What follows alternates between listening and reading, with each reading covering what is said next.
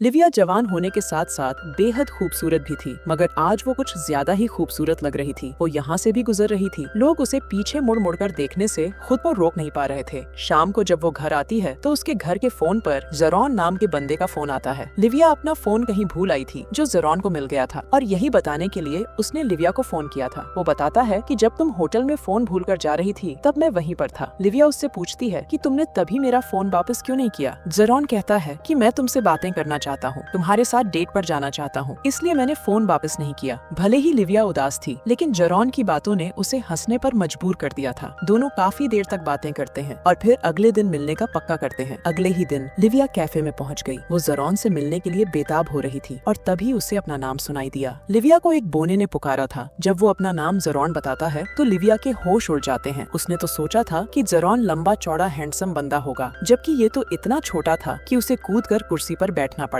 जरॉन का कद देखकर लिविया की सारी उम्मीदों पर पानी फिर गया था, और ये बात जरॉन ने भी नोटिस कर ली थी। मगर जरॉन को इस बात से कोई फर्क नहीं पड़ता। वो बताता है कि मेरे कद की वजह से कुछ लोग मुझसे दूर भाग जाते हैं तो कुछ मेरा मजाक उड़ाने लगते हैं, इसलिए मैंने तुमसे पहले बात की और फिर मिलने का सोचा। जरॉन तो लिविया से मिलकर बेहद खुश था, लेकिन लिविया बात करने में झिझक रही थी। उसके पूछने पर वो बताता है कि मैं एक आर्किटेक्ट हूँ, जबकि लिविया ने कल ही फोन पर बता दिया था कि उसकी खुद की लॉ फर्म है। जरॉन उसे अपने साथ जहाज में घुमाना चाहता था, मगर लिविया उसकी बात की तरफ ध्यान नहीं देती। जल्दी ही जरॉन ने अपने एक दोस्त को फोन कर जहाज का इंतजाम कर लिया। लिविया को उसकी बातों पर यकीन तो हो गया था, लेकिन वो बेहद डरी हुई थी क्योंकि जरॉन उसे स्काई डाइविंग करवाने ले आया था। जल्दी ही वो दोनों हवा को चीरते हुए जमीन पर उतर आए। लिविया को जरॉन के साथ इतना मजा आया कि वो उसके कद के बारे में सब भूल गई और फिर से मिलने का वादा कर वहाँ से चली गई। लिविया से मिलने के बाद जरॉन अपने घर आता है। जरॉन की बीवी 10 साल पहले उससे अलग हो गई थी और वो इस बड़े से घर में अपने बेटे रियो के साथ रहता था। भले ही जरॉन कद में छोटा था, लेकिन उसका दिल बहुत बड़ा था, और ये बात समझने में लिविया को देर नहीं लगी। वो जरॉन के बारे में सोच सोच कर मुस्कुराने लगती है। लिविया एक वकील थी। कहने को तो उसका अपने पति ब्रूनो से 3 साल पहले तलाक हो गया था, लेकिन वो आज भी उसके साथ ही था क्योंकि वो लिविया का बिजनेस पार्टनर था। ब्रूनो ना तो रिश्ते निभाने में अच्छा था और न ही काम करने में। उसे तो बस लिविया से बहस करने में मजा आता था। लिविया ब्रूनो से परेशान हो चुकी थी, इसलिए वो जरॉन से बात करती है। दोनों जल्द से जल्द एक दूसरे से मिलना चाहते थे। जरॉन ने उसे रात को एक खास जगह पर बुलाया था। वो उसे एक अंधेरी जगह पर ले आता है, जिसे देखकर लिविया घबराने लगी। लेकिन जब जरॉन के कहने पर एक दरवाजा खुला तो लिविया हैरान हो गई। जरॉन उसे एक सीक्रेट रेस्टोरेंट में लेकर आया था। यहाँ मौजूद सभी लोग जरॉन की बेहद इज्जत करते थे, जिसे देखकर लिविया भी उसकी तरफ आकर्षित होने लगी। दोनों खाना भी खाते हैं और खूब सारी बातें भी करते हैं। लिविया समझ गई थी कि जरॉन का छोटा होना बुरी बात नहीं। लिविया को जरॉन से प्यार होने लगा था। उसने कभी नहीं सोचा था कि वो एक बोने से इतना प्यार करने लगेगी, और उसने जरॉन को चूमकर अपने प्यार का इजहार भी कर दिया। लिविया अब खुश रहने लगी थी, और ये देखकर ब्रूनो समझ जाता है कि जरूर लिविया को किसी से प्यार हो गया है। ब्रूनो के काफी पूछने पर भी लिविया उसे कुछ नहीं बताती, लेकिन जब उसने अपनी असिस्टेंट ईवा से इस बारे में पूछा तो उसने उसे बता दिया कि लिविया आजकल किसी जरॉन नाम के बंदे से बातें करती रहती है। दूसरी तरफ जरॉन अपने बेटे रियो के साथ गेम खेल रहा था। लिविया से मिलने के बाद जरॉन काफी बदल गया था, जिससे रियो समझ जाता है कि उसके पिता की जिंदगी में कोई खास आ गई है। पहले तो जरॉन उसे कुछ नहीं बताता, लेकिन फिर वो उसे लिविया के बारे में बता ही देता है, क्योंकि वो दोनों बाप बेटे कम एक दूसरे के दोस्त ज्यादा थे। शाम को लिविया जरॉन के साथ बाहर जा रही थी और ब्रूनो दोनों को साथ में देख लेता है। जल्दी ही जरॉन लिविया को अमीर लोगों की पार्टी में ले आया। यहाँ वो दोनों खूब मस्ती करते हैं। पार्टी के बाद वो उसे अपने घर ले आता है। लिविया जरॉन से बेहद प्यार करने लगी थी, लेकिन जब वो उसकी गुफा में धमाके करने लगता है तो लिविया उसके छोटे कद से परेशान होने लगी। जल्दी ही जरॉन ने ये बात नोटिस कर ली, जिसके बाद वो उसे अपनी तरफ देखने को कहता है। जरॉन की आंखों में देखते ही लिविया इतनी गर्म हो जाती है कि वो उसे चूमने लगती है। अगली सुबह लिविया आराम से उठती है। जरॉन तो काम पर चला गया था, लेकिन जाने से पहले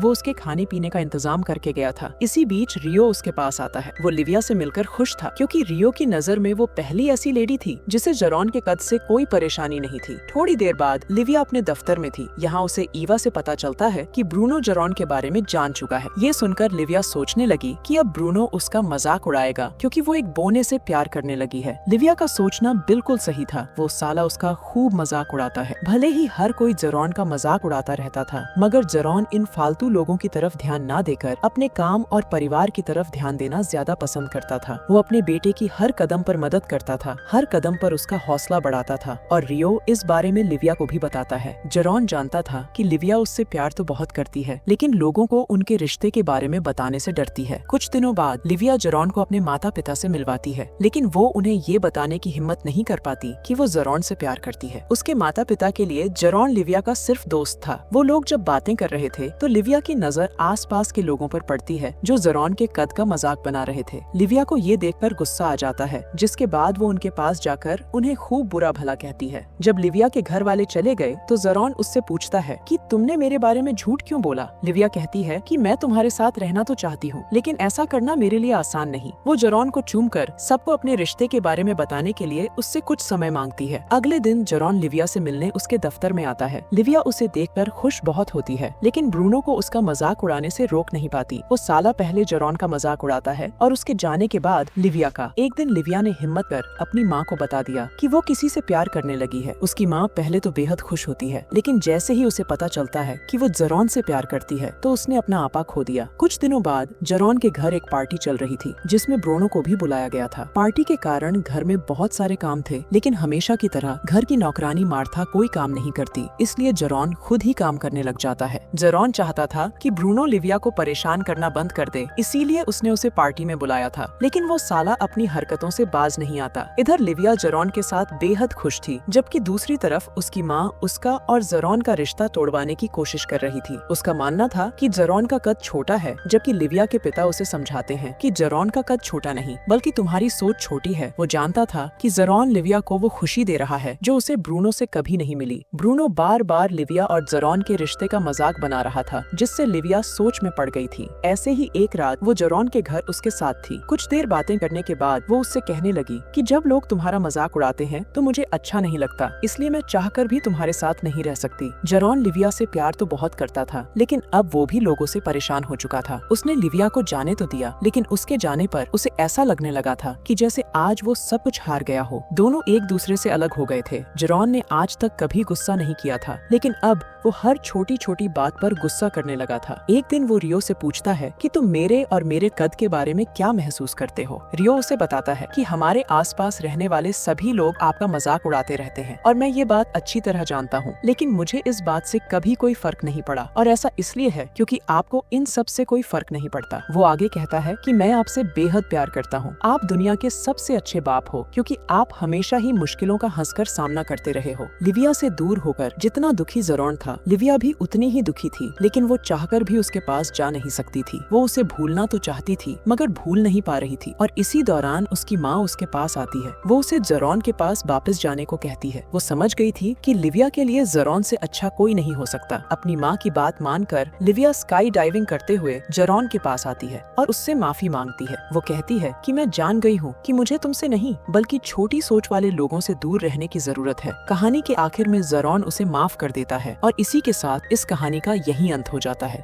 हमारी वीडियो देखने के लिए बहुत बहुत धन्यवाद। अगर आप ऐसी ही वीडियोस के दीवाने हैं तो प्लीज मेरे चैनल को जरूर सब्सक्राइब करें। मिलते हैं अगली वीडियो में, तब तक के लिए नमस्कार।